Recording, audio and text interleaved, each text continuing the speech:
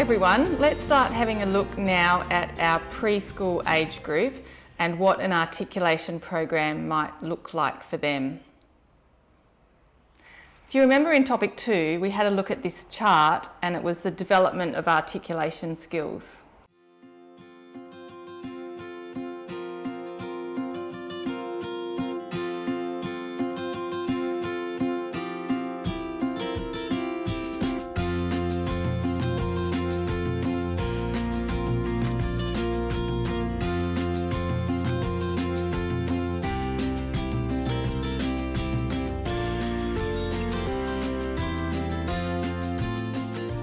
A chart like this one would be used by a speech pathologist for determining what sounds to help a preschooler work on.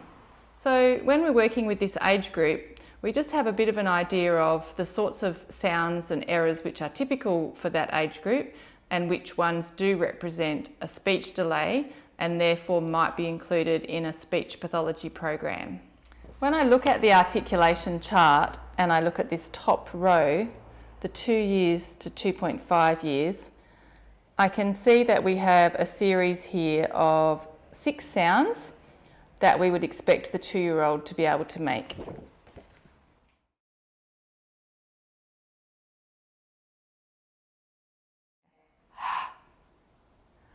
B,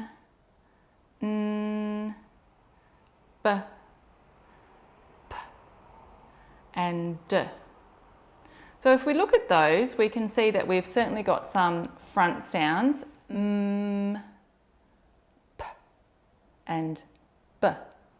We've also got that sound which was the fricative made in the larynx. It's a voiceless sound. It tends to be used quite well by young children. We've got our and we've got our d. They're both voiced sounds.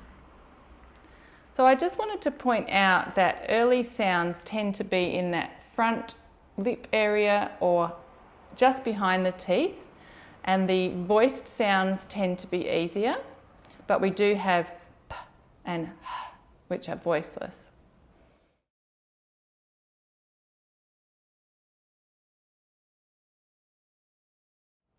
Why don't you take a moment to think about this young age group and some of the early words that they might say.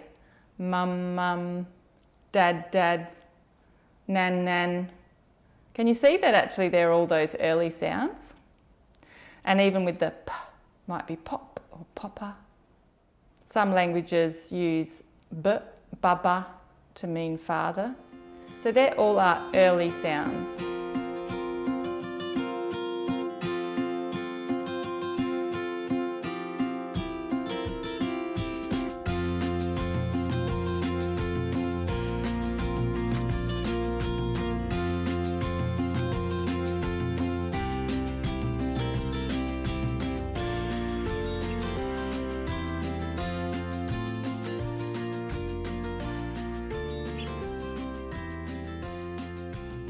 So I've got my camel here, hope you can see that. So for the h sound, the thing that would be most typical is if they've left the h off altogether, they've omitted it. So they might say this camel has 2 umps, and you would be working on putting the h at the start. So you might be practicing getting the humps. Now we've got a moose. They could be omitting it altogether, so they'd call this an oos. Or they might be moving that back. They might be keeping it still as a nasal, but moving it from the nasal to the nasal and they might call it a noose. So your job would be to help them to bring it forward to the lips. So if the child is having trouble with the n sound, they might have trouble with the word no. Kids don't have trouble with no, do they? It's one of the words that they actually generally learn pretty early. So I think you're unlikely to have to work on n. Occasionally a child will get n and they'll move it right back to ng. So still the nasal, but they'll say, no. Is the balloon sad? No. Or let's try it with our teeth. No. I don't think that one's going to come up.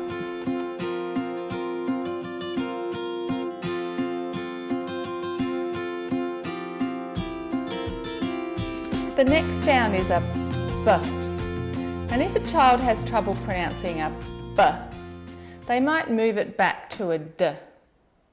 So we've got a polar bear here. They might call it a bear. So instead of saying bear, they might say dare. If a child does have a trouble with B, that's probably the most likely thing. Look at my dare. That would sound unusual, wouldn't it? And so you'd be doing lots of touching on the lips and tactile B, B to get them to make it bear.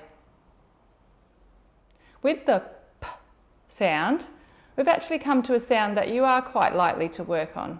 And the reason for that is that P is a voiceless sound.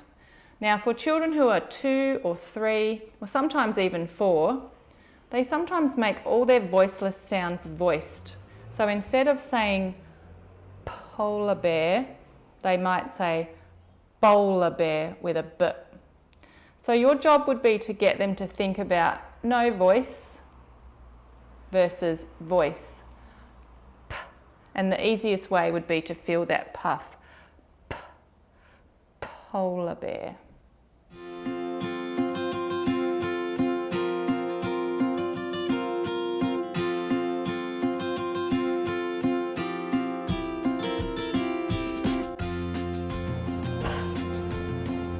B.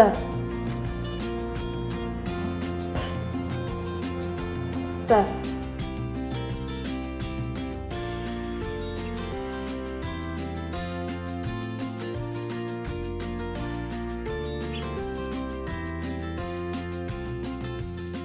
So I've got some pencils. If a child's voicing on the P sound, what would they call them? Pencils. Did you get that? Pencils.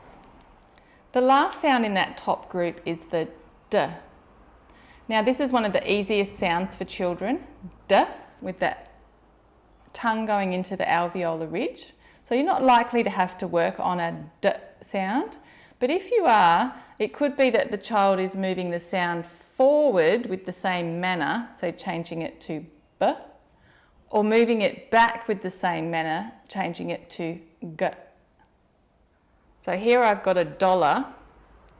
So the child should be able to say dollar. Then moving it forward to a B, it would change to bolla. And if they're moving it back to golla. Both of those don't sound very common, and that's because they're not. So you're not likely to work on a D sound unless the child has a speech disorder or dyspraxia.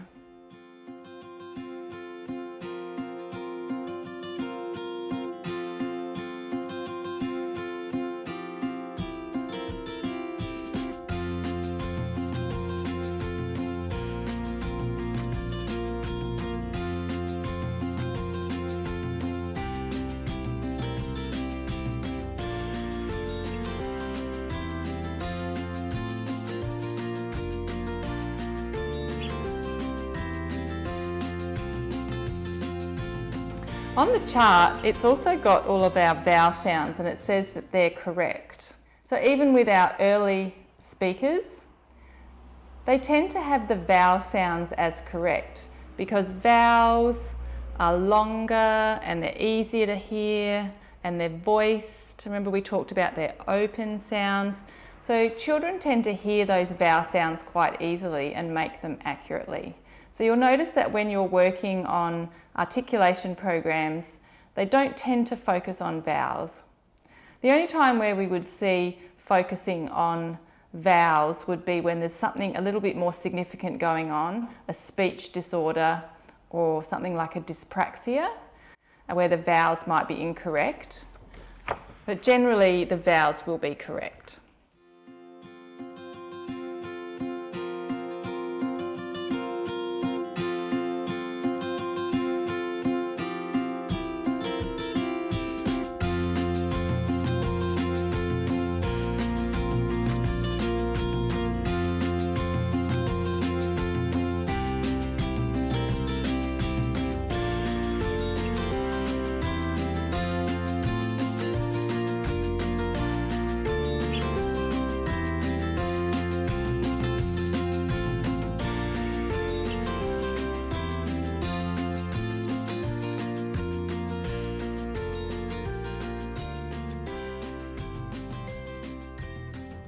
If we look at the next row of sounds, the 3 to 3.5-year-old sounds, t, y, w, f, and s. So let's look at those sounds.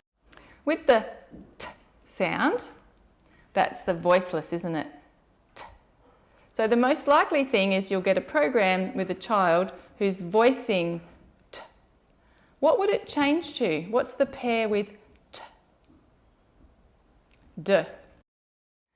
So we could say a giraffe is very tall, and feel it, tall. The child that's voicing t would say, this giraffe is very dull. And in the program, you'd be wanting to get that puff in there. T, tall. Numbers are great for working on t. Can you see why? We've got 2 and 10.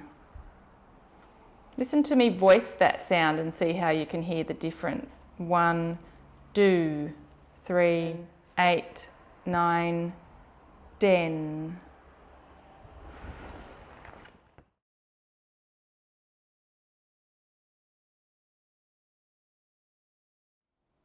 So with the y sound, it's usually pronounced correctly, but sometimes it's changed to a n. So still in the middle of the mouth. So yes might become ness. So what the child has done is used a nasal sound instead of an oral sound. I like to use the word eeyore to try and get the y. You might find it in the middle. Eeyore. And then you could have eeyore, eeyore, your, your. So maybe you can go from your to you to yay to yeah to yes. What is listed as a 3 to 3.5-year-old sound, but you don't really hear errors with w that often. It's nice and easy to see on the lips, isn't it? W. The next two, f and s, are definitely sounds that you'll probably be asked to work on in an articulation program. So let's think about our f phoneme. What could go wrong with it? It's a fricative, f, and it's voiceless. So the child might change the manner and not have f. They might change it to b or d.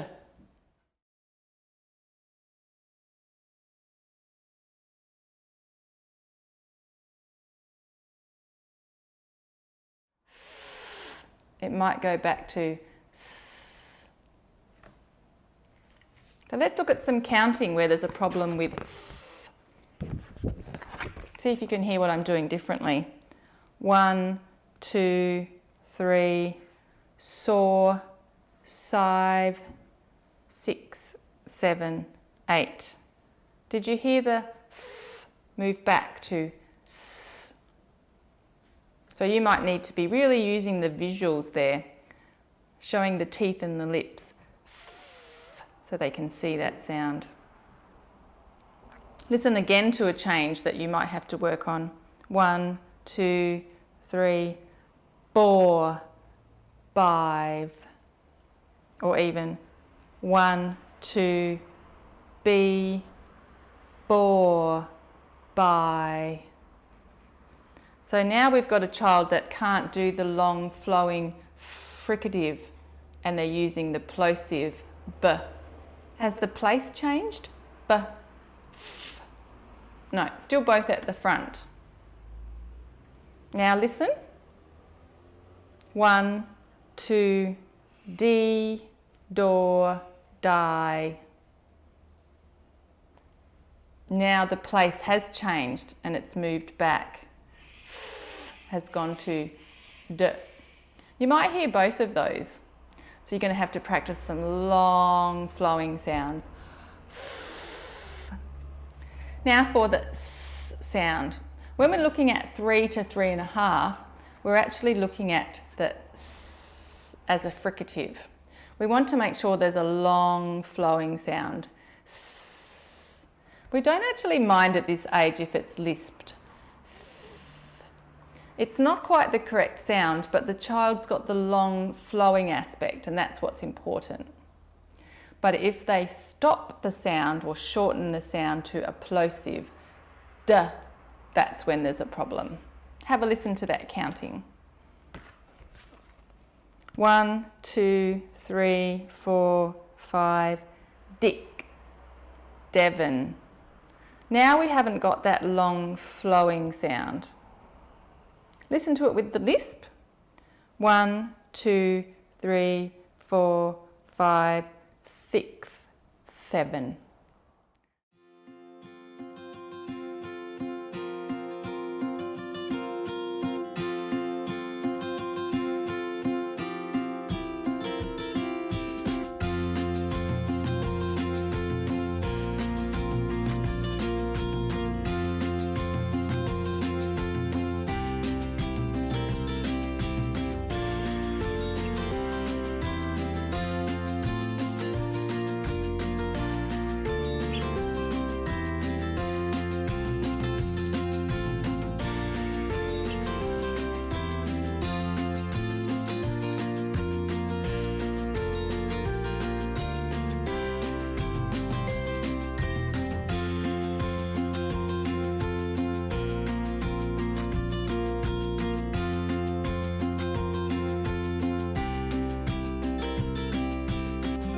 Be wondering why for the f I changed it to a b, which is voiced, and s I changed it to a d, which is voiced.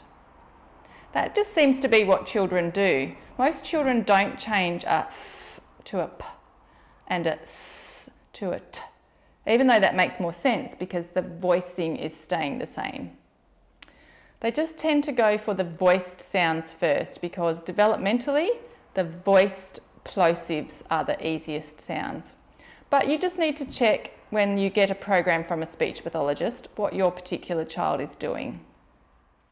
Grab this chart that you saw from topic 1 and have a look at the sounds and see where they are. And you'll notice that the early sounds are more towards the front and they're more towards the beginning manners. And you'll see that as we go to the later sounds, they move further along this way and also away from the front of the mouth. As a speech pathology assistant or as a parent or as someone that helps with speech pathology programs, it won't be up to you to choose which sound to work on. The speech pathologist will provide you with the goals and the targets, but I'm sure you'd like to know why they're choosing particular targets, and to always be thinking a little bit about other errors that you can hear and passing on that information to the speech pathologist because that's going to be really useful. And also it's important for you to remember to stick to the actual goal that's set in the program and to not jump around and try and do lots of errors at once, particularly not to work on errors that are too hard for that particular child and their developmental stage.